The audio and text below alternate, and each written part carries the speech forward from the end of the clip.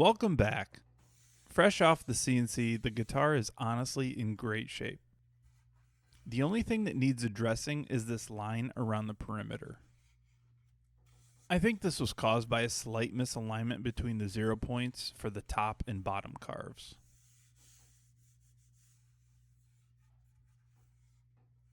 Nothing a trip to the belt sander can't remedy.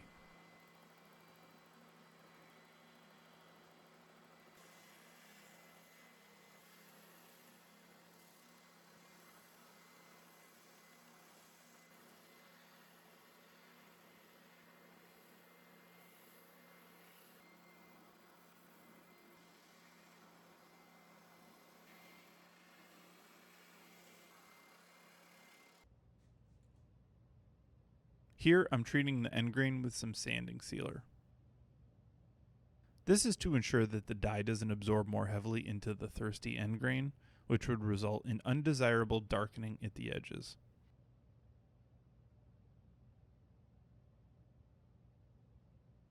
The machine does a fantastic job of carving the shapes, but the surfaces are still quite rough. Several tedious stages of coarse and then fine sanding are needed to get the guitar ready for finish. Over the course of an hour or so, I work my way through 120, 240, 320, and then 400 grit.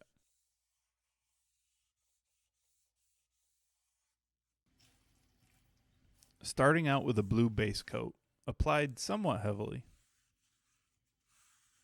This is trans-tint blue diluted with water.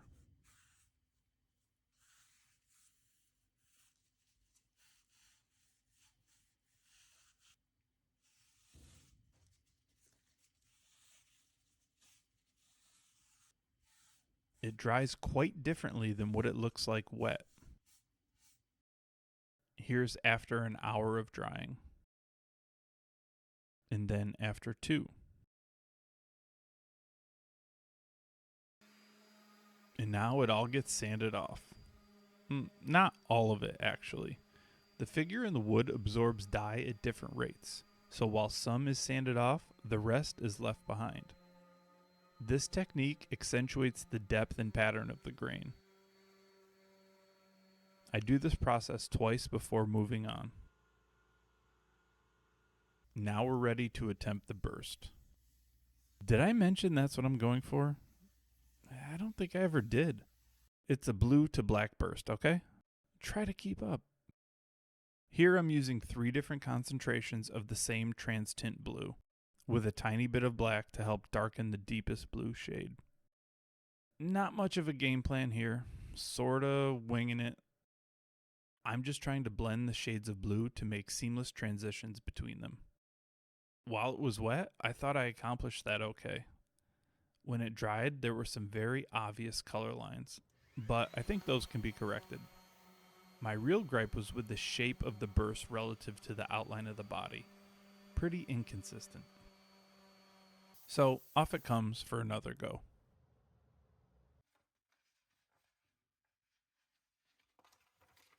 This time around, I cheated.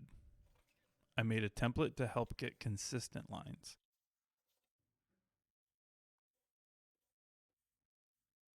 I suppose this is also a good time to mention that I'm colorblind.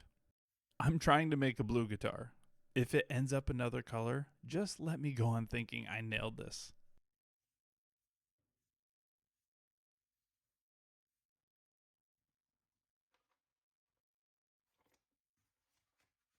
This worked mostly as I had hoped.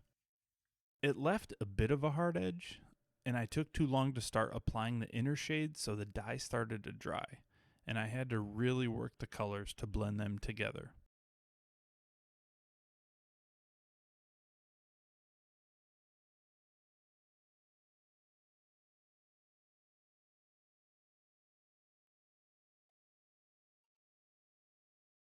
But it turned out fantastic. Using some fine steel wool helps to blend the colors even when dry. And it also helps to smooth the surface that had swelled a bit from all the moisture. The dye is down, and that means it's time to start spraying lacquer. In a previous project, I refinished my Les Paul with nitrocellulose, and that stuff is potent. A respirator is a must while spraying. I did, however, underestimate its ability to engulf and disrupt an otherwise peaceful household. Turns out an open window doesn't cut it. So this time around, I set out to not stress test my marriage and made a makeshift spray booth. This is a greenhouse I found on Amazon for like $60. Sealing off all the seams, piping in filtered air, and ventilating it outside with a shop vac did wonders. No complaints from the family this time around.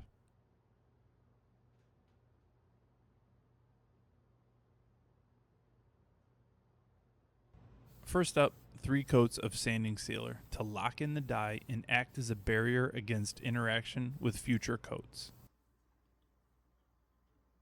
Next, 3 rounds of grain filler on the back and sides. This wipes on and fills the big pores in the limba.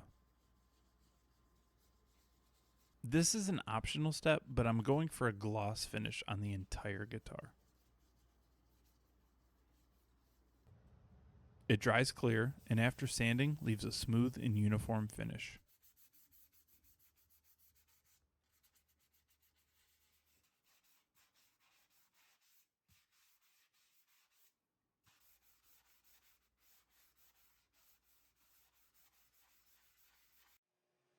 Now it's time for the painted black burst. Here I'm spraying clear lacquer that's been mixed 1-to-1 with thinner and tinted heavily with black dye, all loaded into a 0.8mm detail gun. In this first step, the goal is to paint only the sides. I want those completely covered before feathering the burst in on the faces. Shooting down at an angle and aiming low helps not get much paint on the faces.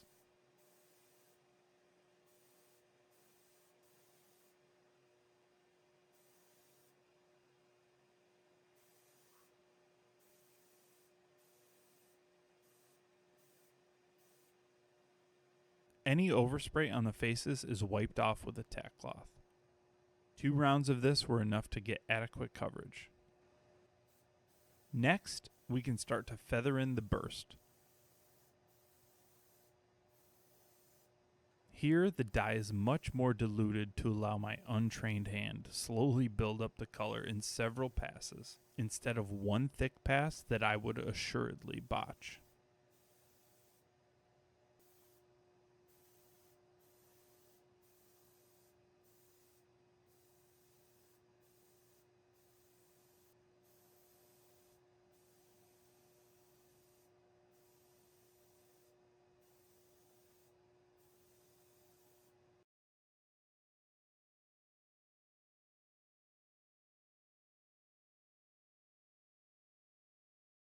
This was accomplished over 3 separate sessions, allowing for drying in between.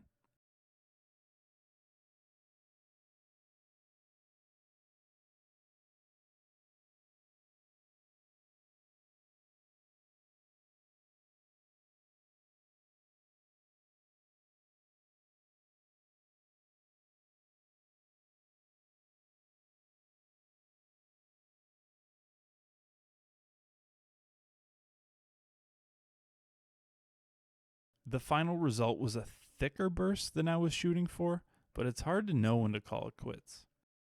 For my first ever attempt at a burst, I'll take it.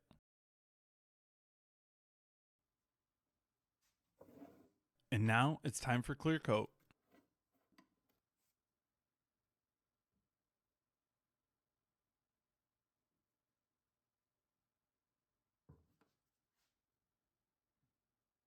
Here I'm making a 2-to-1 lacquer to thinner mix.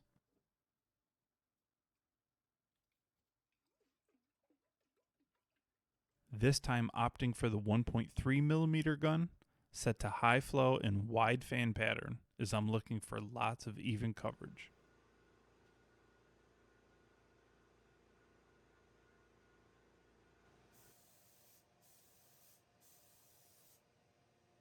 The initial coats go on relatively light, getting wetter each time. The first day I shot 5 coats. allowing 30 minutes or so in between for drying.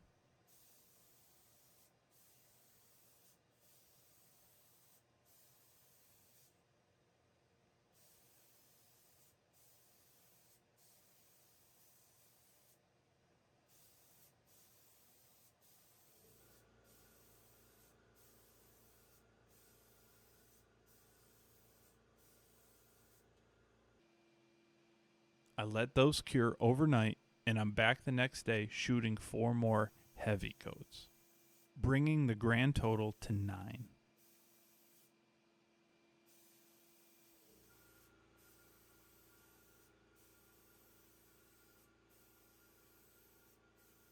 The thing is, nitro cures extremely slow, off-gassing and shrinking the entire time.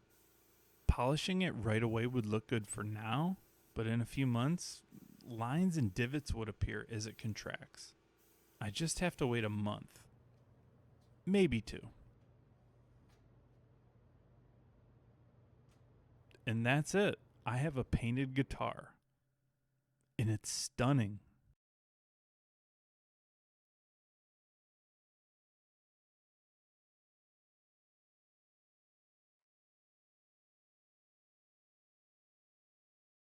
So until then, it's going to chill here and get acquainted with its older brothers. Luckily, there's more to keep me busy in the meantime. Thanks for watching.